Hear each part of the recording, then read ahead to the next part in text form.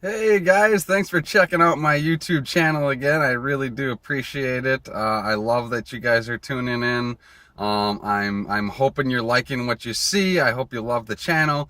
I hope you love the good vibes. The LG life is good, baby. Again, it's Corey. Today I'm going to talk to you guys about real estate. I know that's pretty much a big that's a big generalization, just saying real estate, but I think I'll probably talk about it in terms of how I have leveraged real estate to basically it was a contributing factor to my success. I'll just say that. So I didn't get into real estate right away. There's certainly other people, entrepreneurs, whatever, that have gotten into it a lot sooner than I have. But I kind of, I guess one of my a couple of my family members, my dad and my sister, um, started into real estate. My sister's quite a bit older than me, and obviously my dad is, so my dad, he basically held on to his first house, that he purchased, and he got a heck of a deal. This was like way back 50 years ago, something like that. But he held on to that and eventually paid that off and used that as a rental when he moved to his newer house, because he had a bigger family, obviously needed a bigger house. He kept that house as a rental, and it was essentially then an income property. And I guess so it's in the family genetics. Maybe I was lucky, I don't know. But like I said, I personally didn't always invest in real estate. I knew that it was one way I knew that it was something you could do, and people did it. I didn't know you could make money at it. I didn't know it was like a way that you could create a passive income stream, which I'll make a video on passive income stream. You can check that out.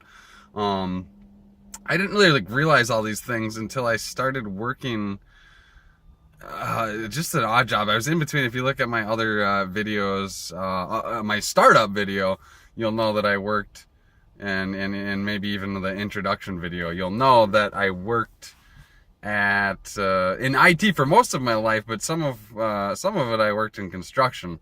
But anyways, I was working construction at the time, and my boss had owned a couple of rental properties, and he was having me go over, in slow times of construction, he was having me go over to his rental properties and basically fix them up.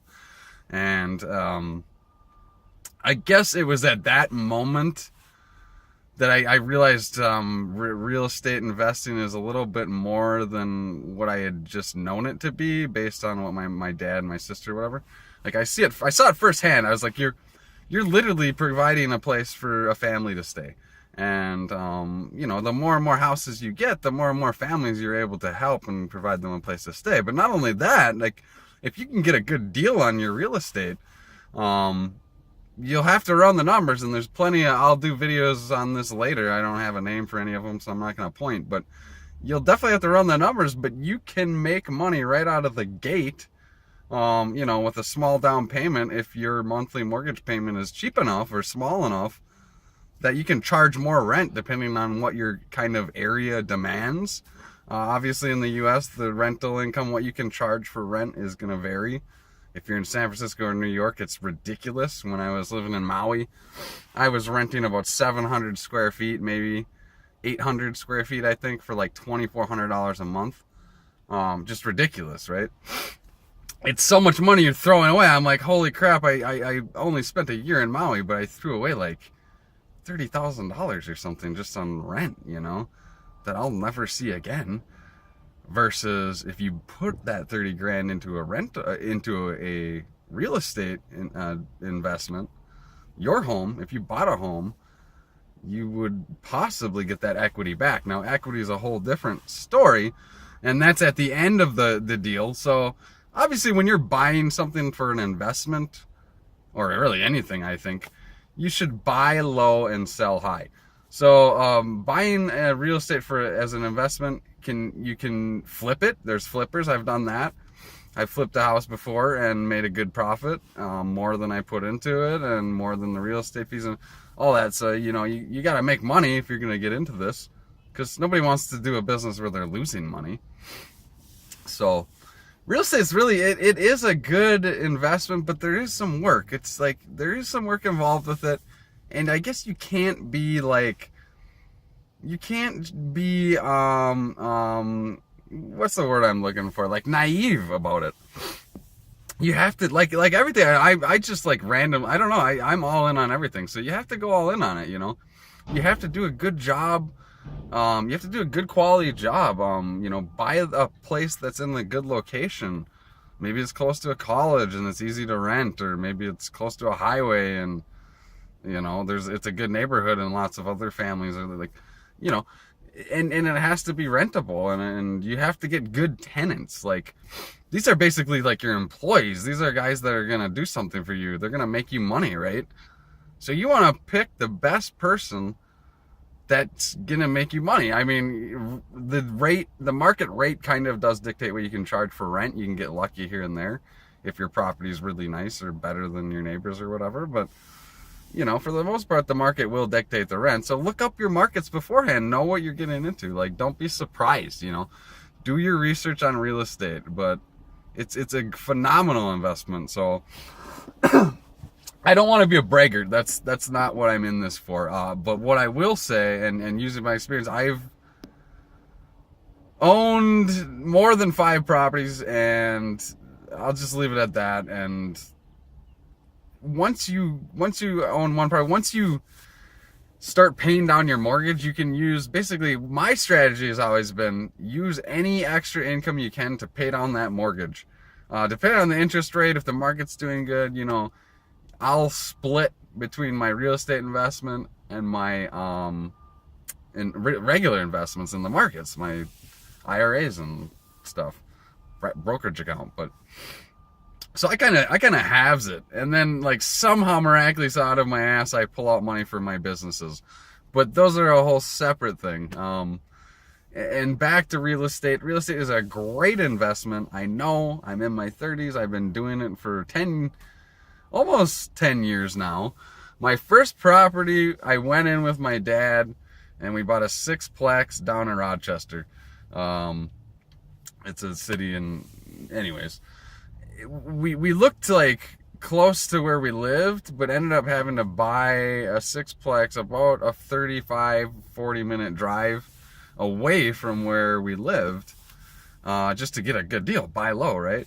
So in town we were looking at over $500,000, and out of town in a smaller, still a good sized city, we managed to seal the deal for like $278 and some change. And we got a 6-plex. This is incredible. Like, some people nowadays, and mind you, this was actually right before the real estate bubble, so maybe this place was priced a little too high, I'll admit. But timing, it's either you're sitting on the sidelines and you're not putting your money into any investments, or you're in it. Like, if somebody asked me, Corey, what should I do with my $80,000 I have sitting around and I'll never need in cash, I'd say invest it immediately. Do not wait. Be smart about it, but invest it immediately. Possibly in real estate, possibly in the stock market, or whatever risks you feel comfortable with, basically. But why have it sitting in cash? The bank, if it's sitting in the bank, they're just going to charge you money to hold it there. I'll make another video on banks later too, but yeah, so real estate, so that was my first property. There's the 6-plex, and honestly, I probably learned more about life and people and just stuff that I never, from this 6-plex, I learned more about life than I ever would have. I owned it with my dad, so I'm not going to say it's my own endeavor, but we were in on this 50-50, but we made a great team. We went down there a lot. We had to visit the property at least once a month, it seemed. We did have a property manager that we paid because we weren't there, and she was pretty good at screening tenants, but we ended up getting rid of her and screening our own tenants towards the end, which was a good decision. I say control what you can control, and what you can't control, trust but verify, basically. I'll make a video on trust but verify. because you can never quite trust people. That's one thing I learned owning the sixplex. I had to evict somebody. I got sued. All sorts of life lessons that I learned there. But I learned how to run a business. This was, well, I don't know if I consider real estate really a business, but if I do, then it's like 5 businesses I own right now, I guess. But we came up with a down payment. I had some cash. Came up with enough of a down payment. The thing with the sixplex is insurance.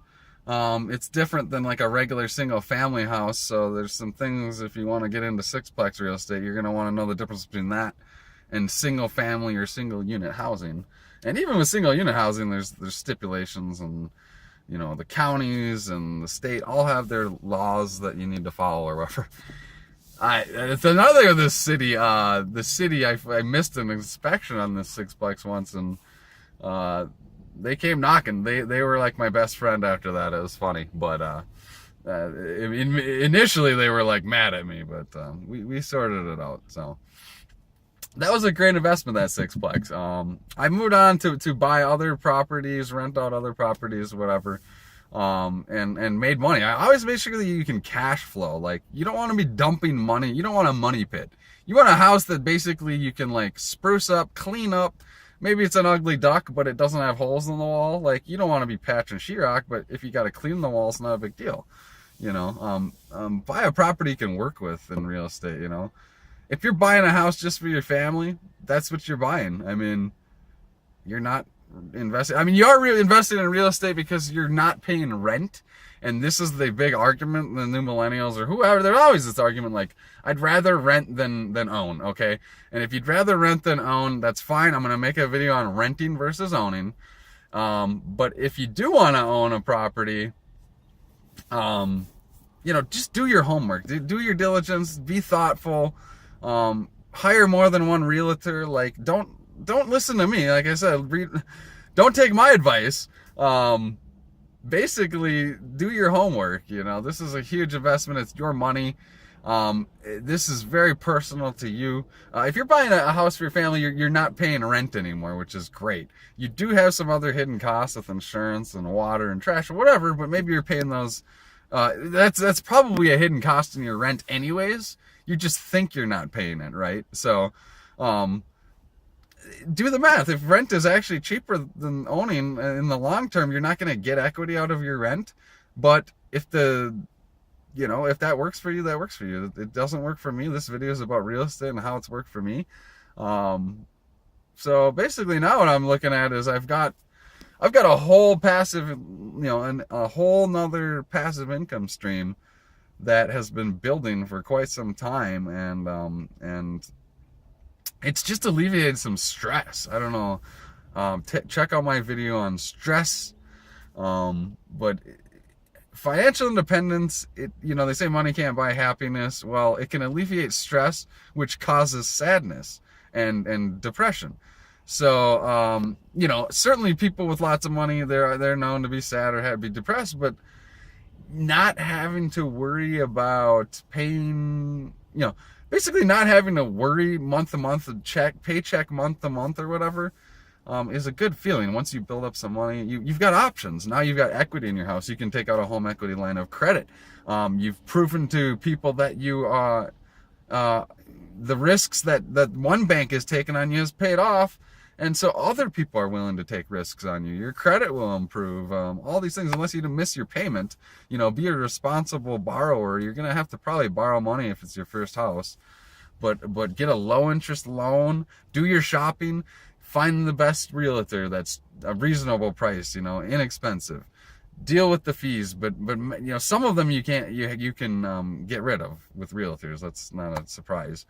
Lenders, they have junk fees when you're processing the mortgage. Make sure you go with a lender that's going to give you the best rate and the lowest points of closing. And do your homework again, guys. I'm getting down to the end of my 15 minutes here.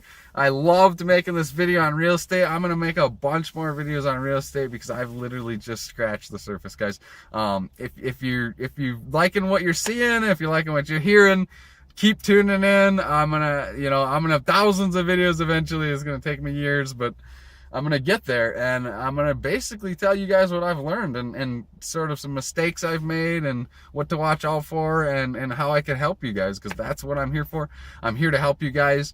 Thanks for checking out my channel. Please subscribe if you haven't yet. I have a great day, guys. We're almost to the middle of the week here. My week's going awesome. I don't know about yours, but I've been working out. I've been living healthy. You know, do you guys, do you set some goals, reach your goals. Have a great week, guys. Thanks for tuning in. Corey, see ya.